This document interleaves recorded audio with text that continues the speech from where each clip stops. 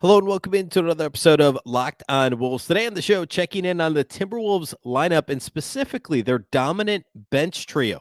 Naz Reid, Nickeil Alexander-Walker, Donte DiVincenzo, just how impressive they continue to be so far this season. We'll also talk about, yes, more Josh Minott lineups. Once again, I can't quit that conversation. I think it's something important. We got to keep bringing up. We'll also preview Wolves-Rockets tonight. It's all upcoming. Welcome in. You are Locked On Wolves.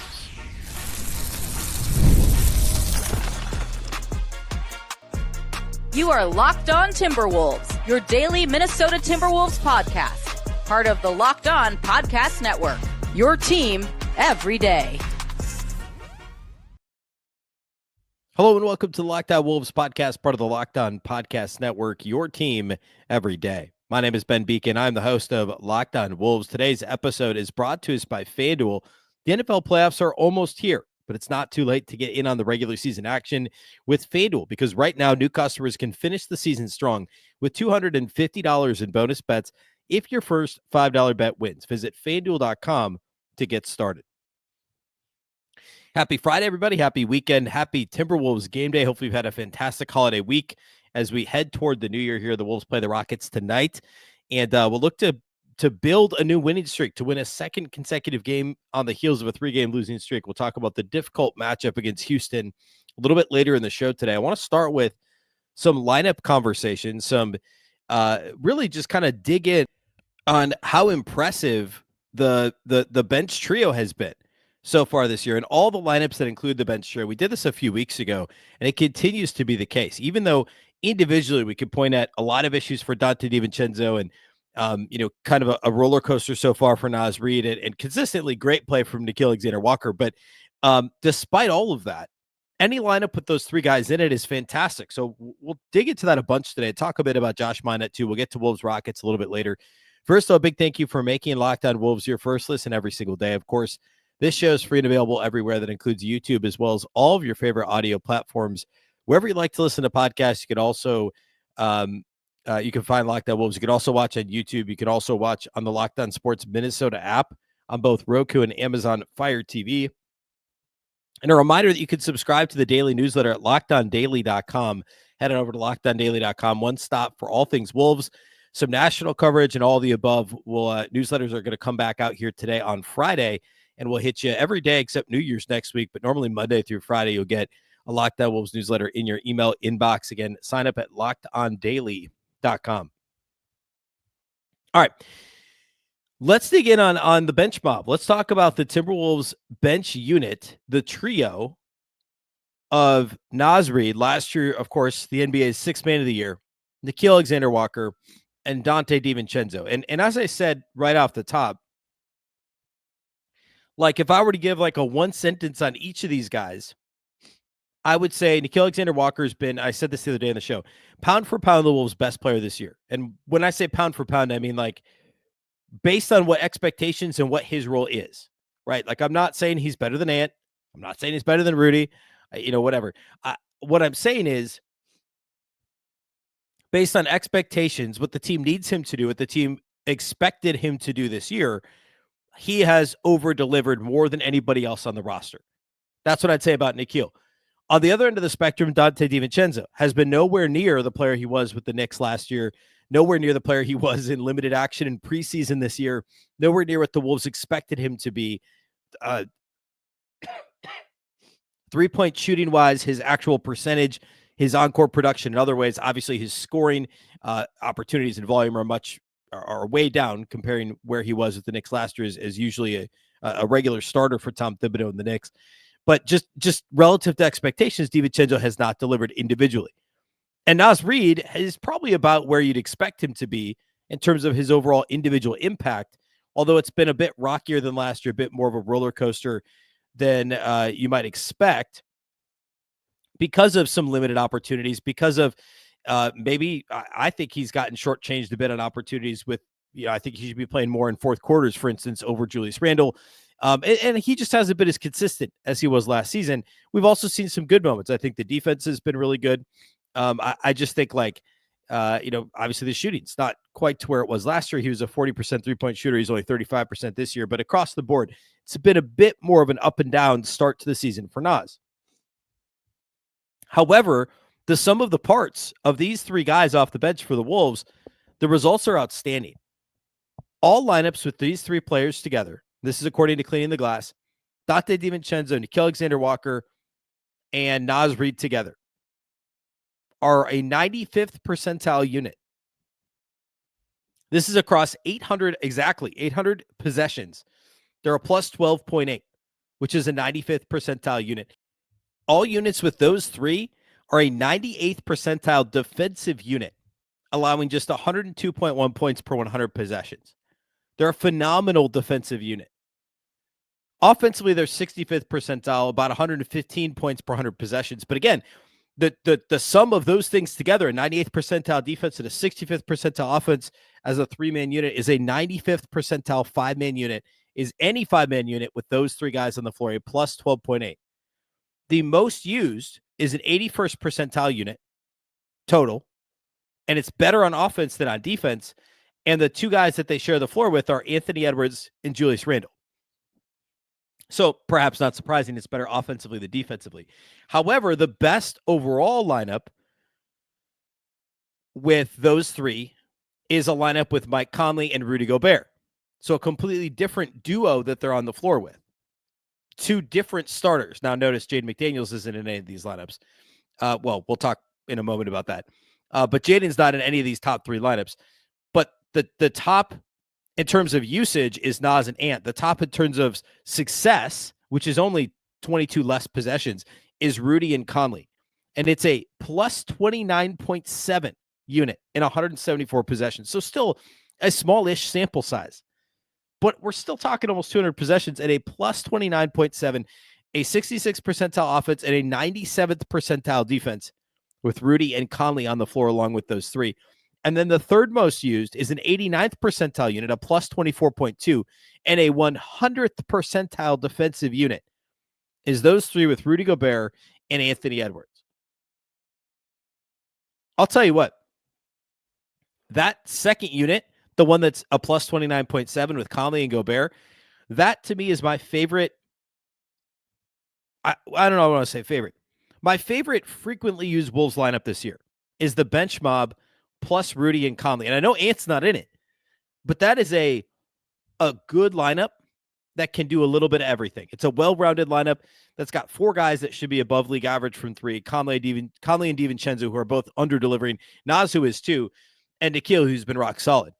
But the length of that lineup, the athleticism of, having Naz on the floor along with what Nickeil can do, having a couple, really three guys who can create with the ball in their hands for others with Alexander-Walker, DiVincenzo, and Conley, and actually four if you include Naz, and the defensive Gobert, and Naz with Gobert, which is a topic for another day, that specific pairing defensively has been really impressive. Like those two lineups with Naz and Gobert both are 97th and 100th percentile respectively defensively. And that to me is a testament to just how strong the Timberwolves rotation is and also just how much the Wolves starting lineup continues to struggle as a five-man unit. And again, relatively speaking, but how much still needs to be hashed out when it comes to the Timberwolves' preferred starting lineup. Because if you're talking about a bench unit, that these three guys together, anytime they step on the floor, they're a plus 12.8 and 95th percentile unit overall. That means you got a great bench, and it means that if you're only a game above 500, you got some stuff to figure out. I want to talk about Josh Minott next, and it's going to be I promise, a smooth segue, because the next most used lineup with those three, and this is surprising to me. After the three we just talked about, which are all 150 possessions or more, the next most used includes Josh Minott, and it's better than the rest of them in terms of what the differential is. It's still a small sample, but it's still the fourth most used lineup with the bench trio of Naz, Nickeil, and Donte. I want to talk about that. I want to talk about Minott lineups overall here next, and then we'll get into Wolves-Rockets to close the show. Today's episode of Locked On Wolves is brought to us by our friends at Robinhood. With Robinhood Gold, you don't need a silver spoon to eat up the financial favors of the 1%. Robinhood Gold allows others to get the rates and perks usually reserved for the high society. Now, the resourceful individual with Robinhood Gold can earn the very liberal rate of 4.25% APY in uninvested cash and be rewarded with a handsome 3% retirement boost on IRA account contributions. Robinhood Gold provides the privileges of a high net worth for any net worth. These generous benefits are now available for only $5 a month. The new gold standard is here with Robinhood Gold. Sign up at Robinhood.com/gold. Terms apply. For product-specific disclosures, visit Robinhood.com/gold. Investing involves risk. Rate may change. Gold membership is offered by Robinhood Gold, LLC.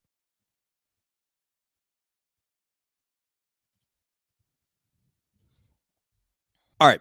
So the Timberwolves' fourth most used lineup that includes their dominant bench trio of Naz Reid, Nickeil Alexander-Walker, and Donte DiVincenzo also includes none other than Josh Minott, who I've been clamoring for 2 years is an NBA role player in the waiting, I'll say, waiting in the wings to be an NBA role player. And now he's clearly a role player in the making, and he's ready for his chance. Also, like, side note to all this, they're going to have to make some contract decisions with him too. This is now year 4, I believe, for Josh Minott. And I mean, you talk about a team that obviously is making salary related decisions. They're going to need to figure out what to do with this guy. And he clearly has the potential to be a rotation player in the NBA. All right, that's the whole financial thing. That's a topic for another day, and we will cover that. We need to cover it. But let's focus on just how impactful Josh Minott lineups are right now. And let's start with him along with the bench mob, the three guys that we've been talking about, Nickeil, Donte, and Naz.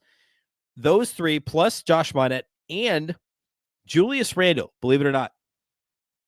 And these lineups, that lineup specifically, in 51 possessions, has been unbelievable offensively. It's also been pretty good defensively too. It doesn't qualify for the percentile rankings on cleaning the glass because it's only 51 possessions, which is admittedly a very small sample. It is. Cleaning the glass only adds the percentiles to 100 possessions played or more as a unit. And this is 51 possessions. But the differential in those 51 possessions is a plus 44.9. They're scoring 141 points per 100 possessions, which for context, that lineup that was at 124 points per possession is 78th percentile. So this would be essentially a 100th percentile offense if it was, if they had played twice as many possessions. So I get it. It's not there yet. Defensively, it's under 100 points per 100 possessions, which would be a 100th percentile defense. So, an impressive lineup. And again, I mentioned the length, the athleticism. Intriguing. This is a non-Ant lineup, and it's a non-Rudy lineup. And typically, those are what the on-off, like the Rudy on-off is the best. Ants is a bit more dubious, but any Ant offense with Ant offensively is still impressive. So for neither of those guys to be on the floor and for this to be a successful lineup speaks to how Julius and Naz have operated within this offense, or within the offense with no Ant on the floor, no Rudy. And I like that, to me, is the biggest thing. But then also defensively, how they functioned with the length and athleticism of Alexander-Walker, Minott, and Naz. And I would say, point of attack defense of Donte DiVincenzo, which is solid overall. Not been as good this year as I think the Wolves were hoping it would be, but it's been decent. And Julius has done his part with this lineup. So I want to see a little bit more of that. Now, just straight up, we need to see a little bit more of Josh Minott, period. He's only played 132 possessions this year, according to Cleaning the Glass. So lineups with Josh Minott on the court, 132 possessions.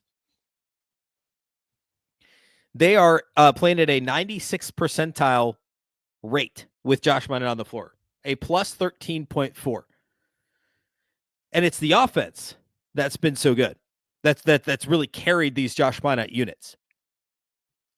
The offense with Minott on the floor is a 124.2 per 100 possessions, which is 97th percentile. The defense is good, 110.9 points per 100 possessions and a 72nd percentile defense. And it surprises me a little that the offense is so much better. And of course, that most used lineup is the one we just talked about at 51 possessions. It's a bunch of, little used lineups because he's only played 132 possessions, but nearly half of them are that lineup, or it's that lineup with Gobert on the floor instead of Julius Randle. And they're both positive lineups. They're both plus lineups easily. And that kind of carries his overall number to a plus 13.4, again, 96 percentile units with Josh Minott on the floor. And it goes back to, like, at first glance, I said this on Thursday's show, the post-game pod from the Christmas Day game. At first blush, it's like, well, what does Josh Minott do that says that he should get minutes? Right? He's not a knockdown three-point shooter. He's not really a proven lockdown defender. He's not a traditional rim protector. He's not a traditional big, a center. He's not a lockdown point of attack defender. He's not initiating offense. He's not scoring off the dribble against guys. So why should he play? Well, he can do a little bit of all those things, and he does it with size, length, athleticism, and he plays hard. I said the phrase activity level. I bet, go back, I should have had AI tell me. I probably said it 30 times in yesterday's podcast, because that right now is the difference between last year's team and this year's team. And the activity level Josh Minott can give you, I said this before the season, it's like an athletic version, at least defensively, and at times offensively, of what Kyle Anderson gave you last year. And I get it. Josh Minott's as raw as a guy who's been in the league as long as he has been can be. And in that sense is the antithesis of Kyle Anderson. But the size and what they're supposed to bring in that Swiss Army knife type package is actually not too dissimilar. Josh Minott brings that same size that Kyle Anderson had, but with athleticism. He brings the ability to pass and put the ball on the floor. He brings the, we'll call it basketball IQ, to swing the ball, to keep the ball moving on offense, which is should be an obvious thing, but it's been an issue for this Wolves team all year. Defensively, it's the connective tissue that Josh Minott can bring, the switchability on the perimeter, the ability to be a Swiss Army knife, as Chris Finch called Kyle Anderson. He's not the same player. He's going to make mistakes. He's not going to, be the guy you're going to put at the nail defensively, offensively to beat the zone necessarily, right? He doesn't have the pedigree of a Kyle Anderson. I get that. But he can do the connective tissue stuff. He can have the do stuff ability, as I like to say, that Kyle Anderson did, but an athletic, young, energetic package. That's what Josh Minott can bring to this team. Offensive rebounding, that's going to be better, right? The ability to catch a lob is obviously better. Kyle Anderson didn't really have that ability. Josh Minott does. He's probably going to be a better three-point shooter than Kyle Anderson was last year. He's certainly a bigger threat when he puts the ball on the floor and gets near the rim. He's a bigger threat in the open floor as a scorer. And defensively, even if he's not as good from day one, the ceiling is much higher defensively for him because of the athleticism. There's really no reason why Josh Minott shouldn't be getting more minutes right now for this Wolves team. And I understand it's got to come at the expense of someone. And some nights it's Julius Randle. Some nights it might be Naz Reid. Some nights it might be Nickeil Alexander-Walker, which is a tough one. Some nights it could be Rudy Gobert if Rudy doesn't have it. Chris Finch has to have the ability. If one of these guys doesn't have it on a night, and or if the matchup dictates something different, and actually this Houston game is a really good example of that. We'll talk about that in a minute. Josh Minott deserves an opportunity to play more than 5 rotation minutes and give this thing a shot. Given what we've seen so far this season from Josh Minott, and even going back last year and the year before when he saw very precious few rotation minutes, kind of end of quarter type situations, situational defender, to give them some length on the perimeter. He hasn't played a ton of minutes with Jaden McDaniels, and the few he has have been pretty, we'll call it a mixed bag. But think about any sort of end of quarter defensive lineup where you have Minott and McDaniels and Alexander-Walker and Ant on the lineup. Nobody's scoring on that lineup. It's not sustainable for long periods of time, but situationally, if you want to do those subs, you want to play the sub game, that's a pretty formidable combination of size, length, athleticism, activity level that Chris Finch can roll out there. So find a way, be creative, Chris Finch, and get Josh Minott on the floor. He is I think the quintessential role player in 24-25 in this NBA season, in this place in the NBA cycle Josh Minott has a spot as a true rotation, a helpful rotation player for an actual a playoff team, a contender.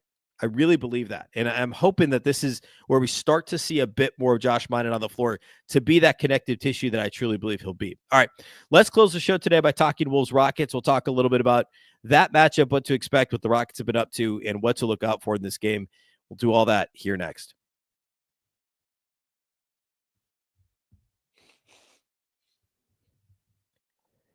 Today's episode of Locked On Wolves is brought to us by our title sponsors over at FanDuel. The NFL playoffs are almost here, but it's not too late to get in on the regular season action with FanDuel, America's #1 sportsbook. Right now, new customers can finish the season strong with $250 in bonus bets if your first $5 bet wins. FanDuel has so many ways for you to pick up a W. I love betting on which players will score a touchdown and how many points each team will score. It's a ton of fun, and hopefully you didn't bet on anybody to score a touchdown in Bears Seahawks on Thursday night. That game finished with a final score of 6-3. So I don't know if you're involved in that one or not, but not exactly a barn burner. Wolves-Rockets on Friday night. As of right now, the Rockets are 1.5-point favorites. We'll talk in a minute about the injury report, but we don't know about Tari Eason, about Dylan Brooks, if those guys who didn't play Thursday or the previous timeout for Houston will even play Friday. But the Wolves right now are 1.5-point underdogs on the road against Houston. Houston's been playing great lately. I don't actually feel great about picking that game either direction. There's some other good NBA games. Mavs at Suns. Suns are 2.5-point favorites. Luka, of course, banged up. I still kind of like the Mavs in that one, plus 2.5 on the road. Cleveland at Denver. Cleveland's 2-point favorites. I like Cleveland -2 on the road as well. You can check all those out over at FanDuel. You can also not only betting on who will win the game, but also you can bet for how many points each team will score, which players will score how many points in NFL this week and how many players will score a touchdown, all the above and so much more. Just visit FanDuel.com to join today. That's FanDuel.com for your chance at $250 in bonus bets. Make every moment more with FanDuel, an official sportsbook partner of the NFL.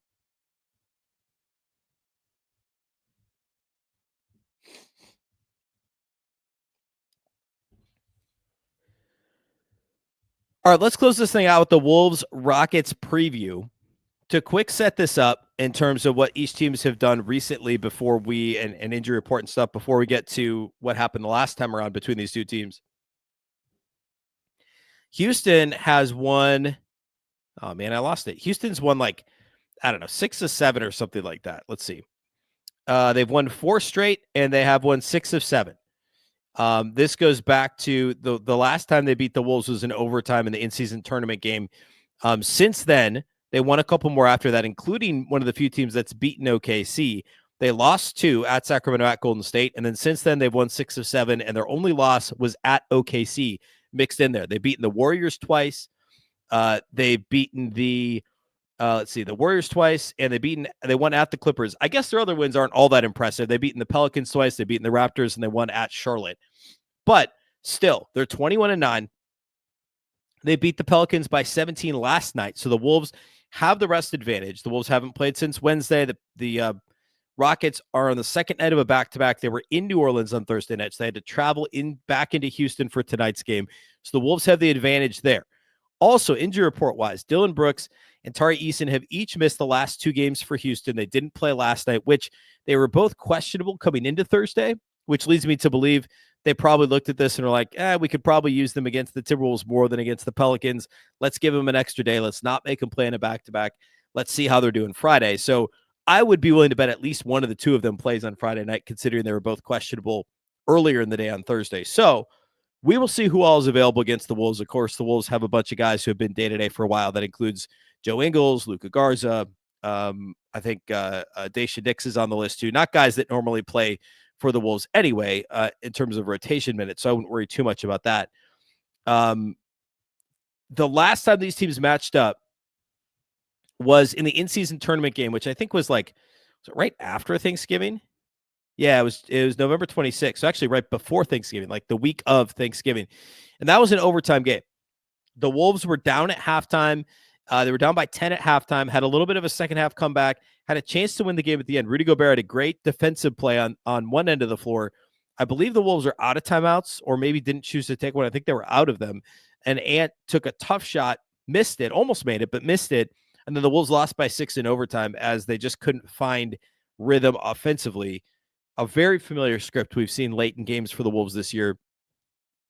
And they ended up losing by 6 to Houston, who was 13-6 at the time. And again, now they're 21-9. So they've gone 8-3 since then. And again, have won 6 out of their last 7. Houston, their calling card this year has been a defense that frankly looks a lot like the Timberwolves defense last year, at least in terms of flying around the court, using length and athleticism, youth, so young they don't know any better, that sort of a thing on the perimeter. That's what this feels like with the length and athleticism they have. Now, no Eason and no Brooks certainly could affect that, or even if one of those guys is missing. Brooks, of course, more of a hard-nosed, annoying veteran leader, which I think is a fair way to describe him. And then, they've got, Van Vliet doesn't necessarily fit the length conversation. He's had some weird moments this year, but like they've got a bunch of other guys that can disrupt stuff, right? Like Amen Thompson, obviously Jabari Smith Jr. They've got some veteran presence in terms of like Aaron Holiday and Steven Adams and guys like that. They've got the rookie Reed Shepherd, who's playing, light minutes off the bench. I think he'll play like 9 minutes against the Wolves last time. It's a pretty well-rounded team. Really, the only thing they don't do super well is shoot threes. They're 27th in three-point rate as a team, and they're 29th in percentage. Pretty much everywhere else, they're really good, and they're going to give the Wolves a run for their money. They're number 1 in offensive rebound rate, which is obviously a problem for the Wolves, although lately they've been doing a better job on the glass. But Alperen Sengun is impossible to keep off the glass. Ahmed Thompson's great on the offensive glass. Tari Eason's a big problem there, too, if he plays for them. And, of course, Steven Adams in any minutes he sees potentially is always a handful on the glass. But offensive glass, they don't turn the ball over. They play with good pace. They play with good ball movement offensively. They share the basketball, which, a team with Jalen Green and I like whatever. Jalen Green and Van Vliet, like these guys pass the ball enough to get everybody involved. Like Sengun's averaging 18, 10, and 5, which is awesome, which is, really good numbers from him. And the Wolves did a pretty good job holding him in check the last time they took on the Rockets. He did have 22 points, but it took him 23 shots to do it. It was just 9 of 23 from the floor in that game. I thought the Wolves did a good job on him. Actually did a pretty good job on the defensive glass as well. Houston only had 7 offensive rebounds in the first matchup between these two teams, and the Wolves had 14 of their own offensive rebounds. They also got to the line. The Wolves did 20 times, and Houston only got to the line 13 times in that matchup. And this is a Houston team that, they're top half of the league in terms of free throw attempts offensively. And again, offensive rebounds kind of lead to more opportunities at the free throw line just because of, well, first of all, additional offensive possessions, but also rebounds, putbacks, fouls there. So that's something I would expect to see a little bit more of out of Houston this time around. Better offensive rebounding and more opportunities to get to the free throw line. Their only real weakness as a team to this point is the shot selection / lack of 3-point attempts and lack of 3-point makes. And everything else is pretty solid. And they've given everyone they played a run for their money. They played OKC tough. Again, they beat them recently.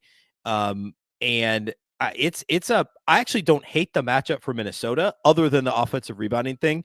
I think the Wolves can match up with them well if they play like they did last year, which I guess putting it that way, they could play with anybody if they play like they did last year, right? They won 56 games and went to the conference finals and played everyone tough. But like, seriously, like if this team plays like they did for much of last year, like they did for the second half of that game against Houston a month ago, they'll be just fine in this game.